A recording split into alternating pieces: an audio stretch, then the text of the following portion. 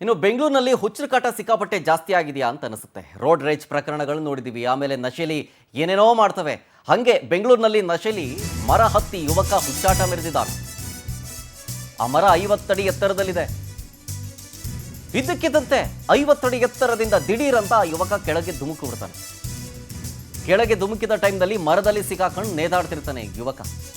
ನಶೆಯ ಏಟಲ್ಲಾಗಿರೋದಿದು. ಮರದಲ್ಲಿ ನೇತಾಡೋ ವೇಳೆ ಸ್ಥಳಕ್ಕೆ ಪೊಲೀಸರು ದೌಡಾಯಿಸ್ತಾರೆ. ಆ ಯುವಕ ಬೀಳ್ದಿರೋ ರೀತಿಯಾಗಿ ಶಾಮಿಯಾನವನ್ನ ಹಿಡಿದು ರಕ್ಷಣೆ ಮಾಡೋದಕ್ಕೆ ಪ್ರಯತ್ನ ಪಟ್ಟಿದ್ದಾರೆ. ಬಿದ್ದ ಯುವಕನ ಸ್ಥಿತಿ ಈಗ ಗಂಭೀರ ಆಗಿದೆ. ಕಾರಣ ಏನು ಗೊತ್ತಾ? ಪೊಲೀಸರು ರಕ್ಷಣೆ ಮಾಡೋದಕ್ಕೆ ಯತ್ನ ಪಟ್ಟಿದ್ದಲ್ಲ, ಅದು ವಿಫಲವಾಯಿತು. ನೆಲಕ್ಕೆ ಬಿದ್ದು ಬಿಡ್ತಾನೆ. ಈಗ ಗಾಯಗೊಂಡ ಯುವಕನನ್ನ ಆಸ್ಪತ್ರೆಗೆ ಕರ್ಕೊಂಡು ಹೋಗಿದ್ದಾರೆ. ಆ ಹುಚ್ಚಾಟದ ವಿಡಿಯೋ ನೋಡಿ. ಏನು ಓದವನು ಶೀಟ್ ನಮಗೂ ಬೀಳುತ್ತೆ.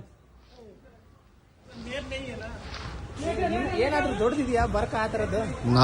ನಾವು ಔಟ್ ಸೈಡ್ ಅವರು ಅಪಾರ್ಟ್ಮೆಂಟ್ ಅವ್ರ ಹತ್ರ ಇರ್ಬೇಕಿದ್ರೆ ಓದ ಶೀಟ್ ಇಟ್ಕೊಡ್ರಿ ಅಲ್ಲಿ. ಏನು ಓದವನು ಶೀಟ್ ನಮಗೂ ಬೀಳುತ್ತೆ. ಏನಾದ್ರೂ ದೊಡ್ಡದಿದೆಯಾ ಬರ್ಕ ಆ ತರದ್ದು?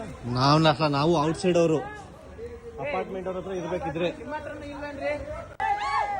ಓದ ಶೀಟ್ ಇಟ್ಕೊಡ್ರಿ ಅಲ್ಲಿ.